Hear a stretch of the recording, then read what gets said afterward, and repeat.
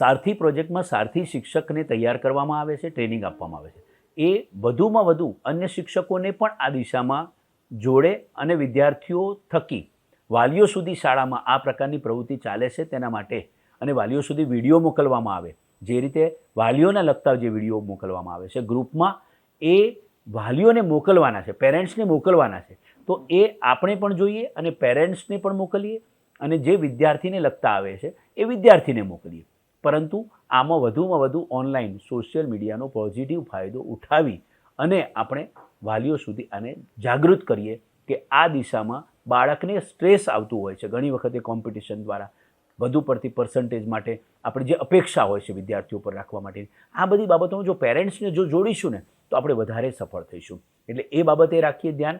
બીજું, વિદ્યાર્થી નીડર બનીને સંવેદના પેઢીનો ઉપયોગ કરે તે માટે પણ સમજાવીએ અને ખાસ કરીને સીસીટીવી કેમેરા ન હોય એવા કોર્નર પર સંવેદના પેઢી રાખીએ જેથી કરીને એને જોઈ પણ ન શકે કોઈ અને એ પ્રકારે તે પોતાની વાત રજૂ પણ કરી શકે અને ખાનગી રહે વિદ્યાર્થીનું નામ. તો આનો છે ને વધુ મહત્તમ ઉપયોગ થશે. નહીંતર માત્ર રાખવા ખાતર મૂક્યું એવું લાગશે.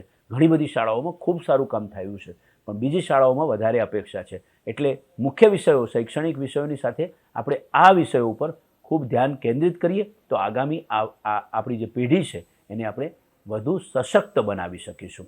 તો સાથે મળીને આપણે વધારે સફળ બનાવીએ આ પ્રોજેક્ટને.